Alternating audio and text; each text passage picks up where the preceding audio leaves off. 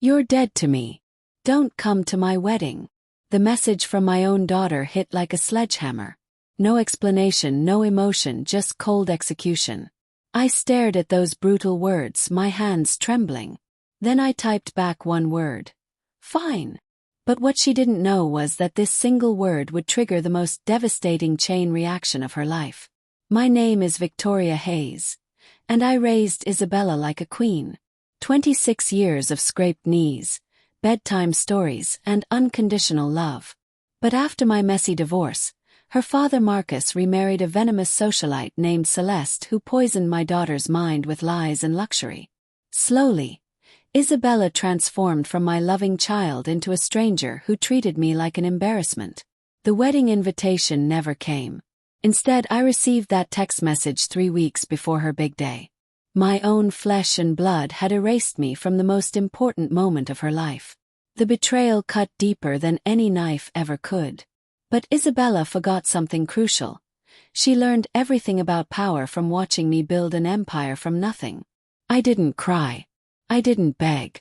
Instead, I made one phone call to Vincent Romano, a man who owed me his entire fortune after I saved his company from bankruptcy 15 years ago. A billionaire with connections in every shadow of the corporate world. How far do you want to take this, Victoria? Vincent asked.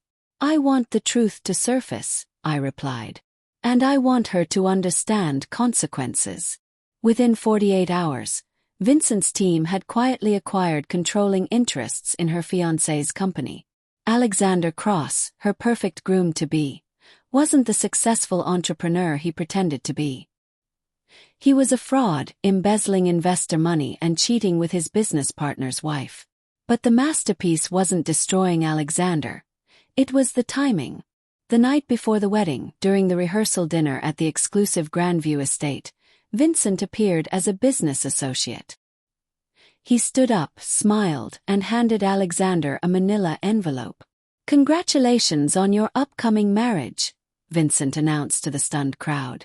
Unfortunately, we need to discuss some irregularities in your accounts.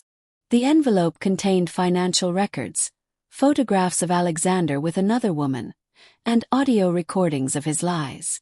Everything authentic, nothing fabricated, just hidden truths brought into the light. Isabella's face went ghost white as she read the documents. Her perfect fairy tale crumbled in real time as 200 wedding guests watched in horrified silence. The golden boy she was marrying was nothing but fool's gold. Alexander tried to explain, but the evidence was overwhelming. Within hours, investors pulled out, business partners fled, and Isabella's dream wedding became a nightmare. Vendors cancelled, the media caught wind, and her reputation lay in ruins. She called me 17 times that night. I let every single call go to voicemail. On the third day, when the dust had settled and her world had completely collapsed, I finally answered. Why? She whispered, her voice broken and small, like the little girl I once tucked into bed. You wanted me gone from your life, I said calmly. I simply granted your wish. But unlike you, I don't make promises I can't keep. But I'm your daughter. Daughters don't discard their mothers like yesterday's trash. You made your choice, Isabella. Now live with the consequences. The silence stretched between us like a canyon. You destroyed everything, she finally sobbed. No, I corrected. I revealed everything.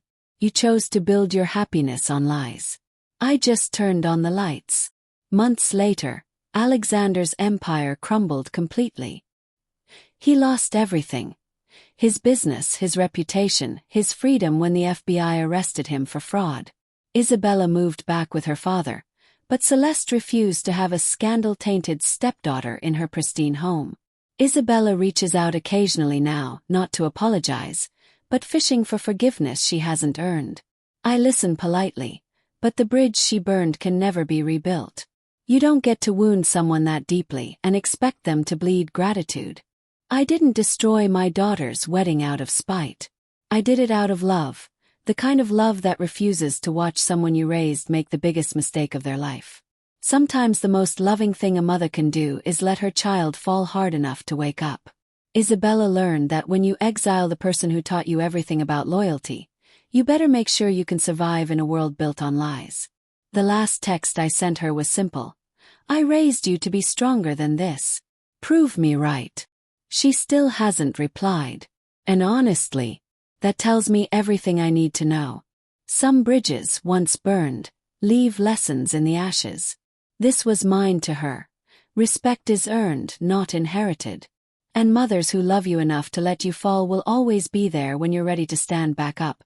But only if you're ready to stand as equals, not as judge and condemned.